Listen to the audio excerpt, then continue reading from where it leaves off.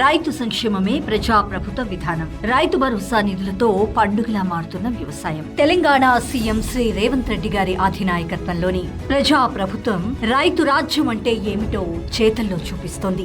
ఈ క్రమంలోనే గత నెలలో తొలి విడతలో 3,590 కోట్లను విడుదల చేయగా, తాజాగా భూపాల్పల్లి వేదికగా విడుదలైన 2,206.06 కోట్ల రైతు భరోసా నిధులు పాలకుల చిత్తశుద్ధికి నిలువెత్తు నిదర్శనమని చెప్పాలి. ఇక ఇప్పటి వరకు 2 విడతల్లో కలిపి 5,563 కోట్ల రూపాయలు రైతుల ఖాతాల్లో జమ చేసింది. అయితే ప్రభుత్వం ఇచ్చే భరోసా కేవలం ఎకరానికి 12,000 రూపాయల పెట్టుబడి సాయంతోనే ఆగిపోలేదు. సాగు కష్టాల్లో ఉన్న రైతన్నను గట్టెక్కించేందుకు రుణమాఫీ అనే బృహత్తర పథకాన్ని అమలు చేస్తోంది. రుణాలను మాఫీ చేయడం ద్వారా రైతులను అప్పుల ఊబిలోంచి బయటకు తెచ్చి వారు గౌరవంగా తలెత్తుకునేలా చేస్తుంది. ఇక గత నెలలో అందించిన తొలి విడత సాయంతో కలిపి ఇప్పటి వరకు 1,500,000 ఎకరాలకు పెట్టుబడి సాయం అందించడం విశేషం.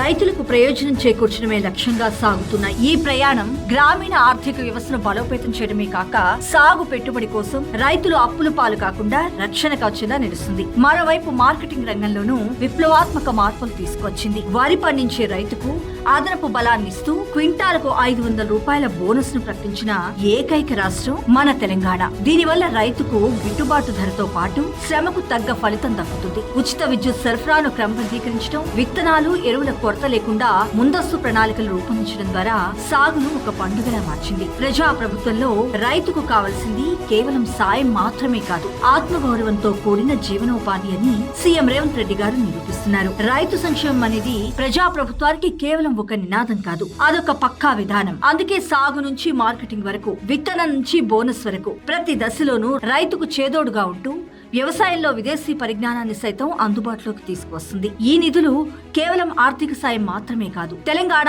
అన్నదాతల ఆత్మగౌరవానికి, వ్యవసాయ భవిష్యత్తుకు ప్రజా ప్రభుత్వం ఇస్తున్న భరోసా.